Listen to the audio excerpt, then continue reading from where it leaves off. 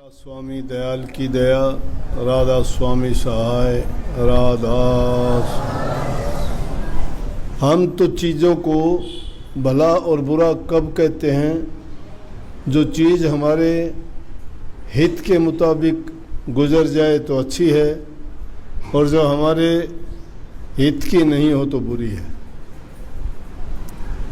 लेकिन प्रभु की नज़र में तो सब जीव एक जैसे हैं। उनको सब की देखभाल, लालना पालना करनी पड़ती है।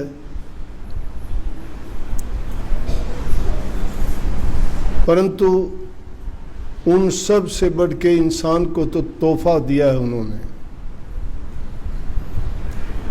समझ, बुद्धि, ज्ञान, विवेक दिया है। दूसरे जीव जंतु, पशु पक्षी, जो 84 लाख प्रकार के जीव हैं, उनमें इंसान जितना ज्ञान किसी में भी नहीं है। ये एक ऐसा अवसर है कि इसी में रह के इंसान के चोले में ही आके प्रभु की भक्ति करके उसको पा सकता है। परंतु यहाँ अजीब जाल फैला है काल का और माया का। जीव को भरमा दिया है। अनेकों प्रकार के इसमें ऐसी व्याधियां लगा दी हैं। व्याधि बीमारी को कहते, बीमारी सिर्फ शरीर की नहीं होती, मन की बीमारी इससे भी ज़्यादा है। शरीर की रोग और बीमारी का तो इलाज इंसान कर सकता है, लेकिन मन की बीमारी का इलाज बड़ा कठिन है, बड़ा मुश्किल है। कितने दुश्मन पैदा कर दिए जिनके साथ मन को बड़ा संघर्ष करना पड़ता है। काम, क्रोध, लोभ, मोह, अहंकार, इच्छा, आशा, तृष्णा, वासना, बैर, विरोध, ईर्ष्या, निंदा, कितनी ऐसी चीज़ें लगा दी जिनकी गिनती करना बड़ा कठिन है। इंसान का पता ही नहीं लगता वो किस बीमारी का रोगी हो गया। कोई ईर्ष्या की आग में जलता है, कोई क्रोध के कारण अपने समस्याएं खड़ी कर लेता है, कोई लोभ के कारण आके डूब जाता है, कोई मोह के बंधन में फंस के मर जाता है, किसी को अहंकार ही हो जाता है। इसीलिए जो वाणी थी थोड़ी देर पहले आपने सुनी, वो संतों की वाणी है, संत वचन है। संत वचन जीव के बड़े हित का है। अगर वो गौर करें तो उसको बड़ा लाभ देता है। इसीलिए कही कि मैं नित्य कहूँ समझाए छोड़ दे मेरा मेरी रे। और आगे कह दिया जिनको तू कहता है तेरा। अपना जिसको कहता है वो रैन का सपना है, वो पानी का बुलबुला है इंसान का जीवन। किसको अपना कहें? अपना कोई नज़र ही नहीं आता। अपना तो वो होता है जो साथ रहे। साथ तो हमारा शरीर भी नहीं रहता। ये शरीर भी रूह के ऊपर एक कवच का ही काम करती है और कुछ नहीं है। जीव के ऊपर ये तो एक पिंजरा है, जिस पिंजरे में कैद है। वो पिंजरे का पंछी है, वो परेशान है। लेकिन प्रभु की कृपा देखो, इंसान एहसान ही नहीं मानता है।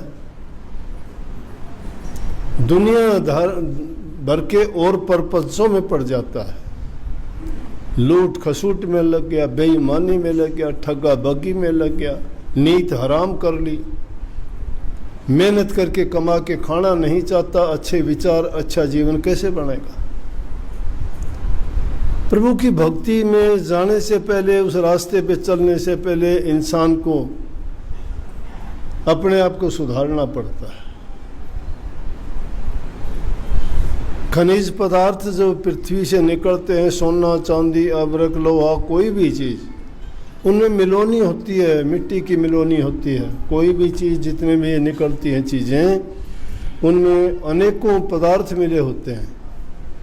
उनको कहीं गर्म करके, कहीं छान के, कहीं उबाल के, कहीं उनको अलग अलग करके उसका सार जब कहीं निकाला जाता है। इतना आसान नहीं है। इसी प्रकार से इस जीव को भी प्रभु की भक्ति की ओर जाने से पहले जो इसके अंदर मिलोनियां आ गई हैं उनको दूर करना पड़ेगा। और वो चीजें हैं, देखते नहीं, एक अहंकार के कारण कितने बड़े बड़े राजे महाराजे बर्बाद हो गए। रावण को अहंकार हो गया कि मेरे जैसा बलवान नहीं दुनिया में कोई भी, मैंने देवताओं को भी कैद कर रखे है, मैं चाहूँ तो पवन देवता हवा चलाता है, मैं चाहूँ तो इंद्र बरसात करता है, और कहता है कि मैं अगर चाहूँ तो विश्वकर्मा मिनटों में महल मकान बना के तैयार करता है। हनुमान जी लंका को जलाते हैं, अगले ही सुबह तक विश्वकर्मा तैयार कर देता है। मरते वक्त भी ये कह के गया कि अगर मैं और कुछ जीता तो आग में धुआं नहीं छोड़ता, आकाश को पैड़ी लगा देता और आदमी को सदा के लिए अमर करने की दवाई भी खोज देता। उसको अहंकार हो गया कि मेरे समान कोई नहीं है। बड़े बड़े ऋषियों मुनियों को अहंकार हो गया, बड़े बड़े ताकतवर योद्धा थे उनको अहंकार हुआ, सब मिट्टी में मिल गई, इस मिट्टी में दब के रह गए, इसके साथ क्या चला।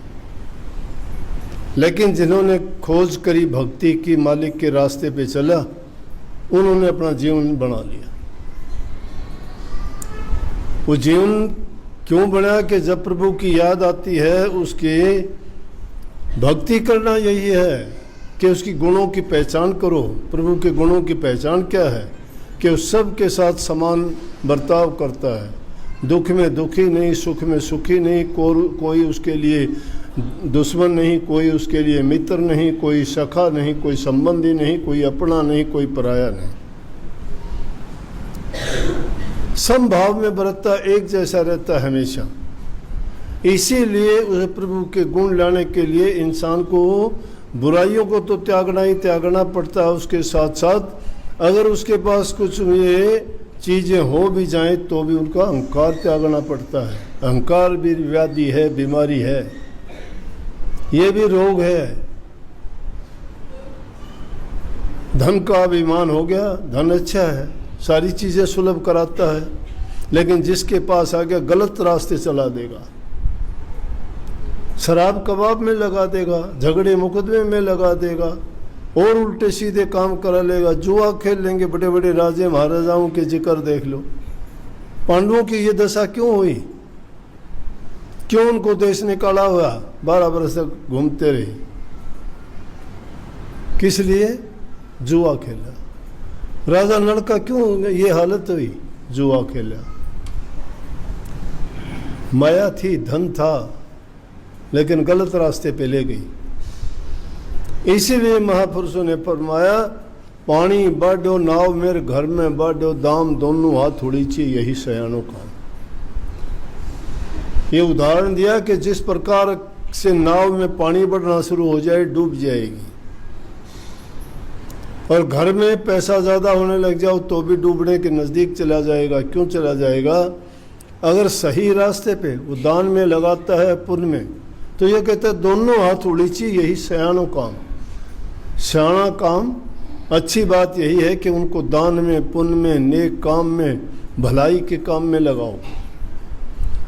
उन कामों में लगाओगे तो तुम्हें उसका नतीजा अच्छा मिलेगा, क्योंकि संसार में कर्म के फल के बल जीते हैं सारे। जो जैसा कर्म करता है वैसा फल उसको मिलता है। ये नहीं हो सकता कि कोई बुरा कर्म करके अच्छा भोग लेगा, नहीं हो सकता। जो बुरा करता है उसको उसका नतीजा बुरा मिलेगा, और अच्छा करता है उसको अच्छा मिलेगा, बुरा नहीं हो सकता।